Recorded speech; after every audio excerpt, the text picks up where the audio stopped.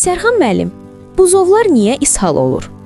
Buzovların ishal olma səbəbləri düzgün qulluq olunmadığı halda səbəblərdən biri çirkli qablardan istifadə olunması, soyuq südün verilməsi və yerinin natəmiz olması və bir də onu vurğulamaq istərdim ki, buzovların ishal olma səbəbi qurtlarda təsir göstərir.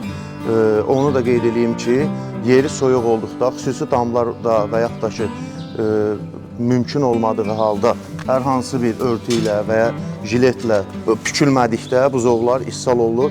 Mədə bağırsaqlarına güclü soyuq dəyir. Ona görə də buzovlarımız ishal olur. Bəs ishal olmaması üçün nə etmək lazımdır?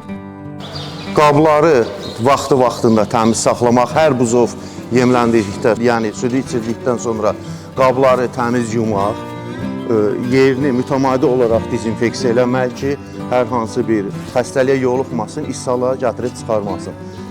Bunun üçün də ciddi şəkildə nəzarət eləmək lazımdır.